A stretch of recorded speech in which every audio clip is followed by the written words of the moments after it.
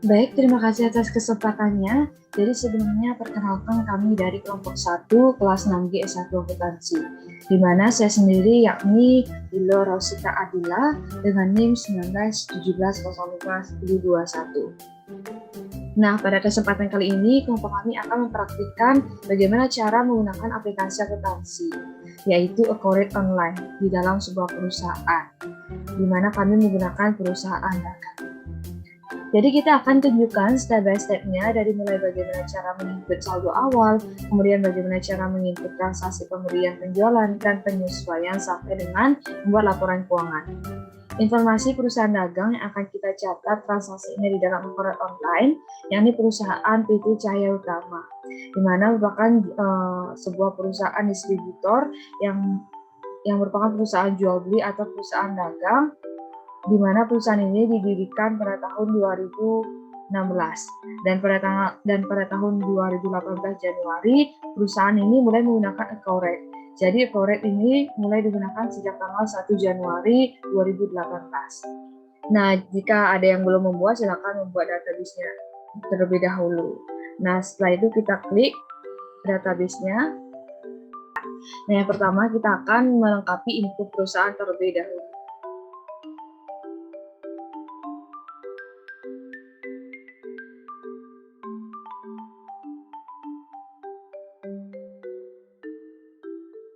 Setelah mengisi data pada info perusahaan, sekarang kita bisa melanjutkan. Pada fitur dasar, di sini kita menginput semacam kebijakan perusahaan.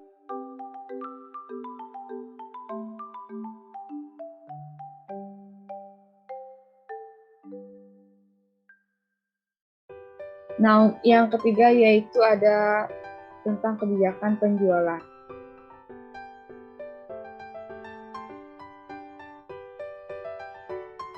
Setelah itu kita lanjutkan ke pembelian.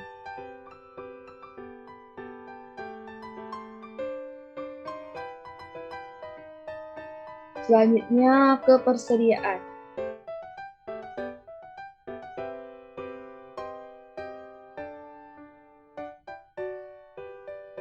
Pada akun perkiraan, karena kita sudah memiliki nama-nama akun yang sudah kita siapkan untuk dimasukkan ke perusahaan, maka kita akan menggunakan nama-nama akun sendiri sehingga kita tidak perlu mencek di sini. Tahapan ini sebenarnya kita sedang menginput informasi perusahaan sekaligus kebijakan perusahaan agar database yang dibuat oleh Accourait Online ini sesuai dengan kebijakan perusahaan kita.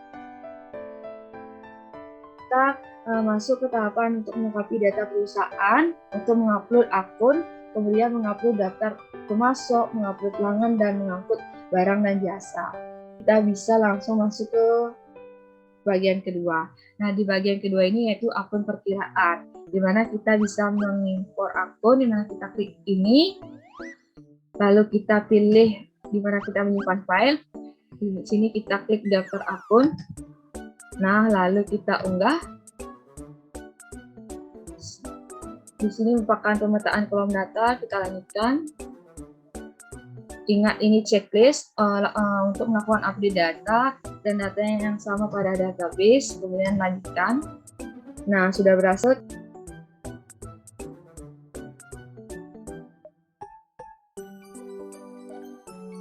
Yang ketiga yakni pemasok, di mana kita impor kembali akunnya.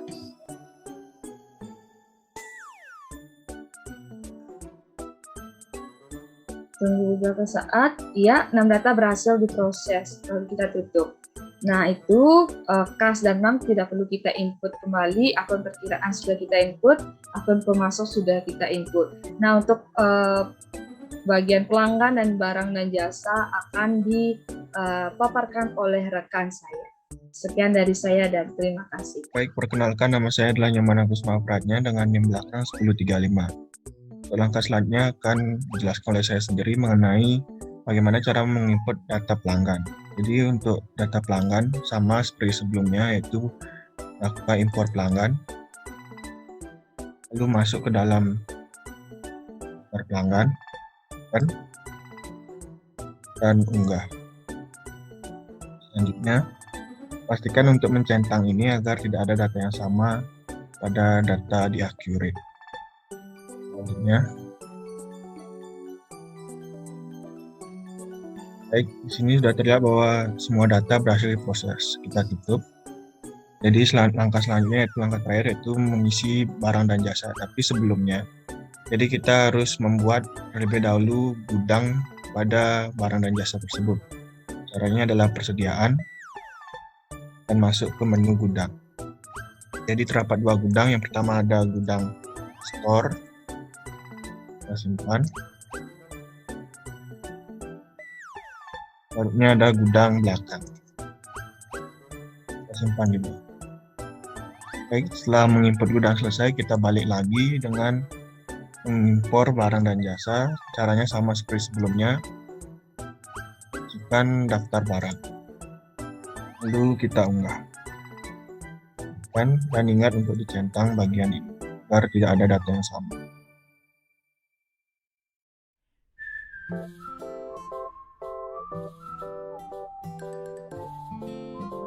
Baik, semua data sudah berhasil diproses, kita tutup. Nah, untuk langkah selanjutnya adalah transaksi-transaksi. Tapi sebelumnya, sebagaimana kita seorang akuntan harus melakukan tutup buku terlebih dahulu untuk tahun sebelumnya, yaitu tahun 2017, dengan cara masuk ke menu perusahaan dan kita klik proses akhir bulan. Ini kita akan menutup pada bulan Desember tahun 2017. Di sini kita akan tutup, lalu kita klik simpan.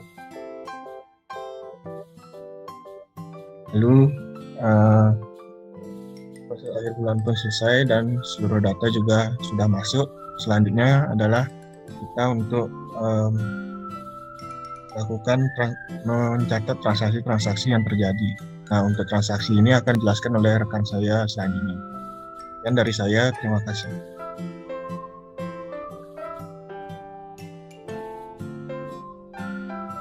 Terima kasih atas kesempatannya. Perkenalkan, nama saya Gusti Tauhid Aritano Putra dengan NIM belakang 1063. Di sini saya akan menjelaskan tentang bagaimana cara membuat transaksi permintaan pembelian dan juga purchase order atau PO. Pada tanggal 2 Januari 2018, bagian gudang mengajukan permintaan pembelian barang itu dengan tabelnya sebagai berikut. Lampu hias deluxe sebanyak 10 pieces, lampu hias cancel sebanyak 20, dan lampu hias PTB sebanyak 20. Tanggal diminta yaitu sama-sama pada tanggal 3 Januari 2018. Nah, untuk cara membuat transaksinya, kita ke tab persediaan, lalu ke permintaan barang. Setelah itu, tanggalnya kita ke 2 Januari 2018. Tanggal 1 2018. Untuk permintaan beli barang, untuk barang yang pertama yaitu lampu hias deluxe.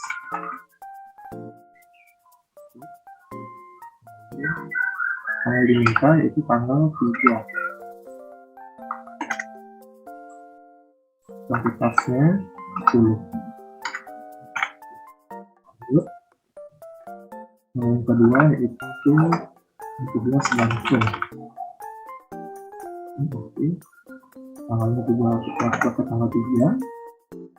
Hias langsung dengan kuantitasnya 20. Lanjut. Terakhir untuk LED. Kita ubah juga ke 3 Januari kuantitas 10. Lanjut. Jika sudah ketiganya dimasukkan, kita klik simpan di sini. Informasi tujuan hasil disimpan. Oke. Jadi itu caranya untuk membuat transaksi permintaan barang. Yang selanjutnya yaitu bagaimana cara membuat transaksi purchase order. Kita ke tab pembelian, kisaran pembelian. Cari dan pilih masak dari totalnya itu 7 juta. Kita klik tanggalnya Oh ya, tambahan di sini infonya itu diharapkan akan dapat diterima pada 4 Juli 2018. Oke, halaman 3 2018.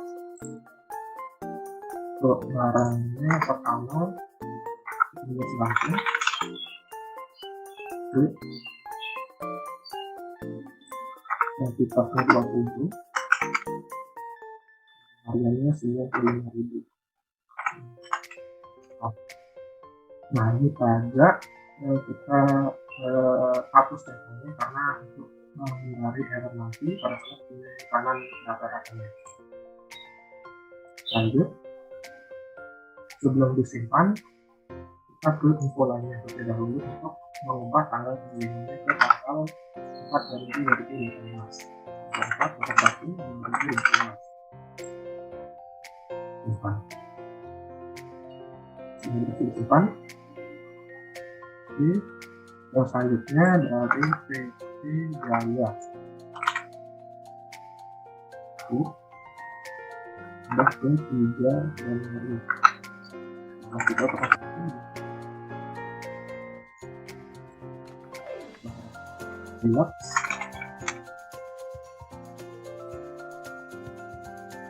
Dan kita tes dulu. Harga 77.000. Ada dihapus centangnya. Lalu ke lampu hias LED. Kita sama juga dulu. Harganya 88.000. Dan kita hapus centangnya. Lanjutkan ke info lainnya lagi. Masalah pengiriman ke 4 Januari 2015.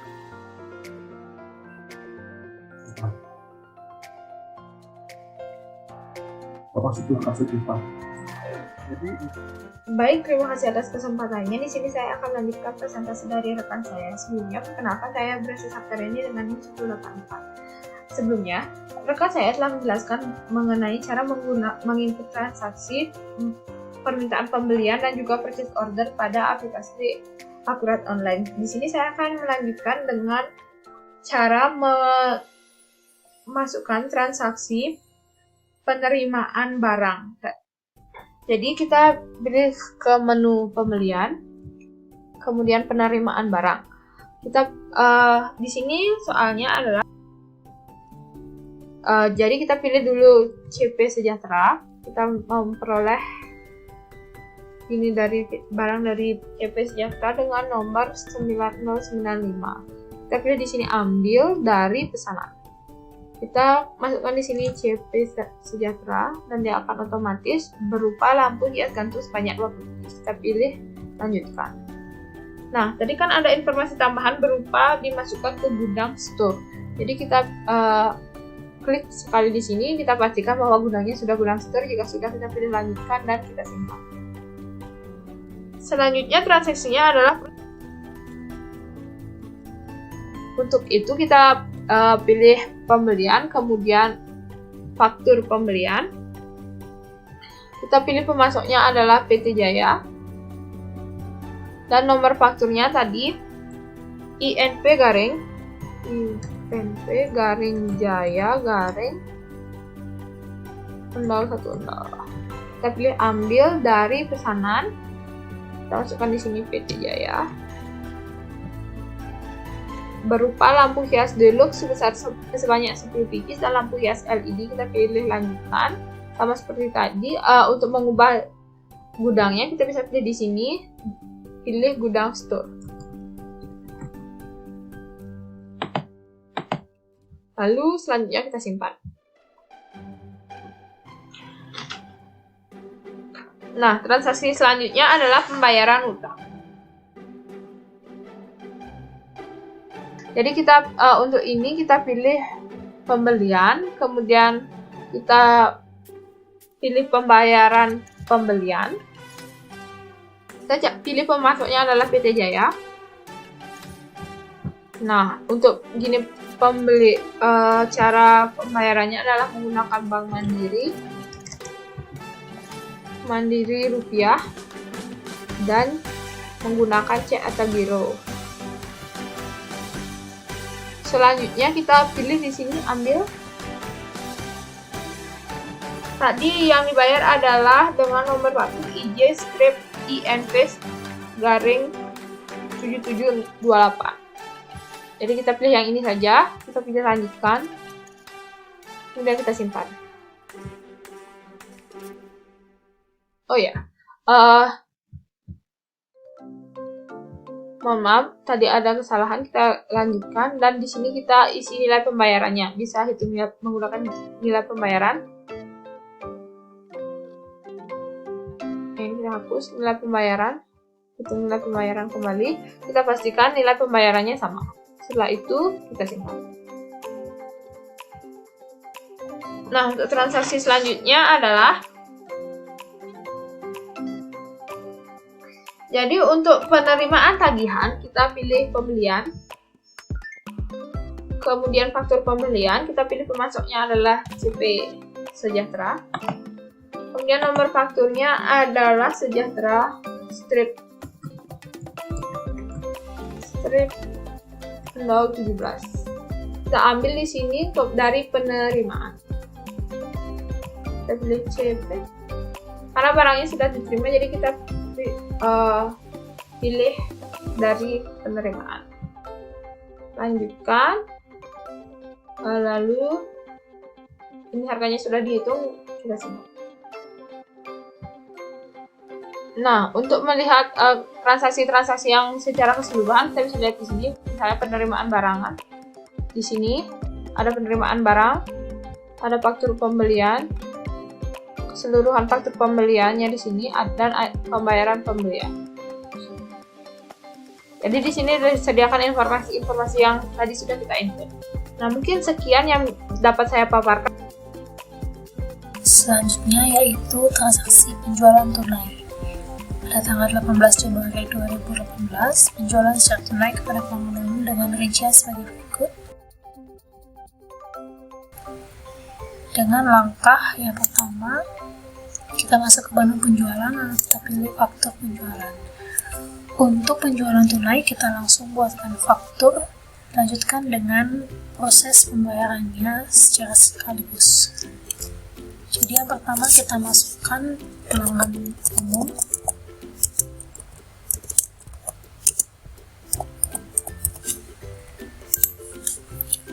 Lalu kita masukkan tanggalnya 18 Januari 2018. Untuk nama barangnya kita masukkan lampu hias LED.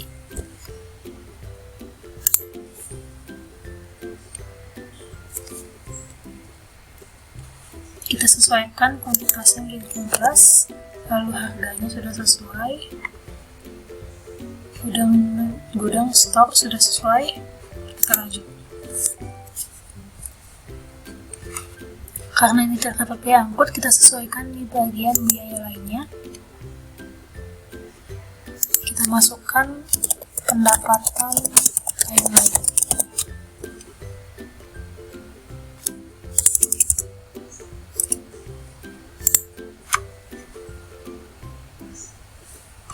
Di sini kita ganti menjadi beban angkut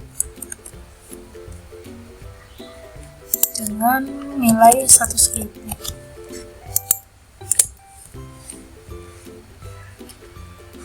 Kalau sudah, kita proses ke pembayaran.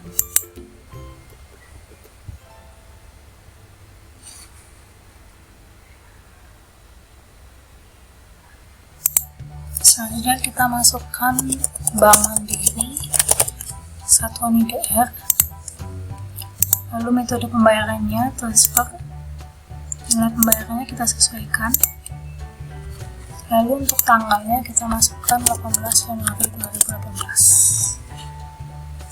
Kalau sudah, kita simpan.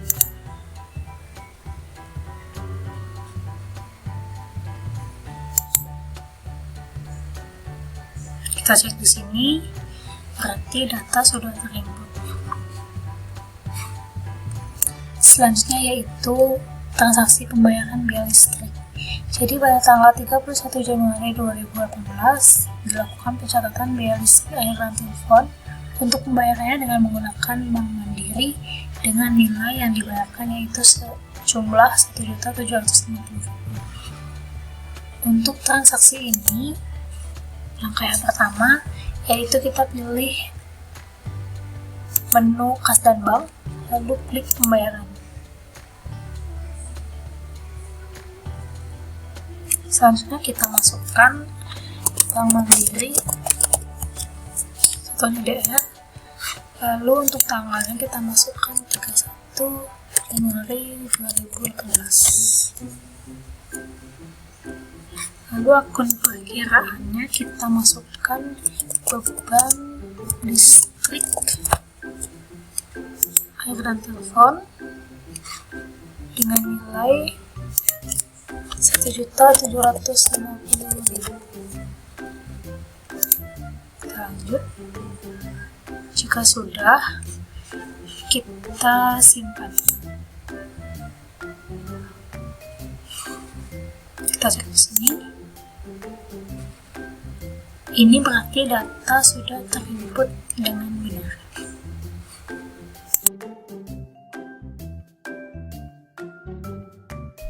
Baik, terima kasih atas waktunya. Di sini saya akan menjelaskan bagaimana cara mencetak atau mendownload file dari Escrit.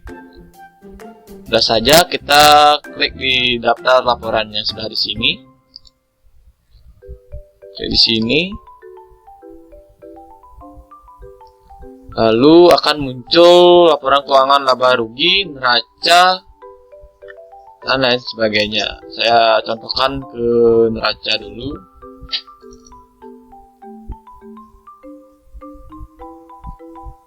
Kita klik di sini neraca untuk tahun 2017,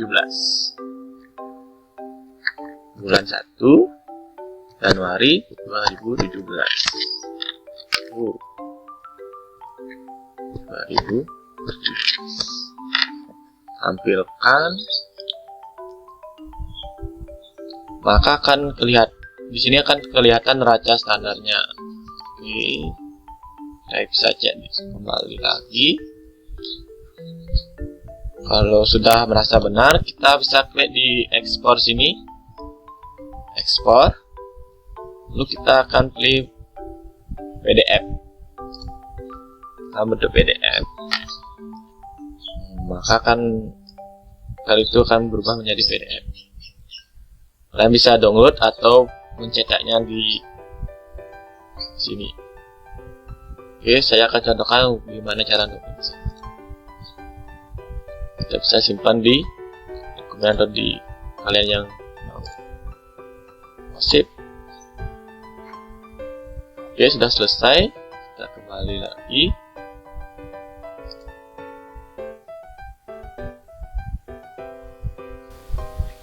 Langsung saja kita klik ke contoh berikutnya, ke laporan laba rugi. Karena di sini ada dari sampai dengan kita dari 2017 sampai ke 2018. Bisa saja.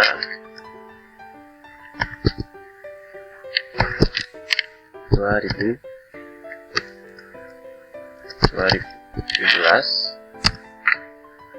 sampai dengan 1 Januari 2017. 2018. Kan, maka akan kelihatan laba ruginya di sini seperti ini. Lalu kita bisa ekspor lagi ke PDF. Bisa download atau mencetaknya. Saya pilih download saja dulu. Simpan di komputer saja. Simpan. Oke, sudah berhasil.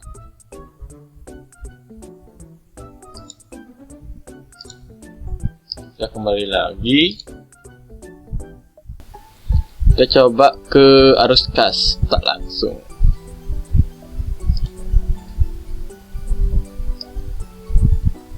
Ke Februari sampai Desember. Ini 2017. Oke. Januari 2017.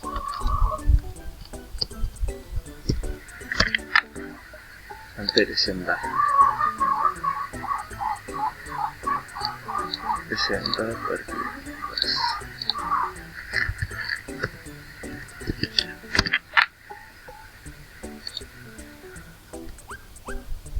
Maka akan kelihatan arus kasnya seperti ini. Arus kas tak langsung, bisa saja kita langsung ekspor dalam bentuk PDF, lalu kita simpan lagi di dokumen.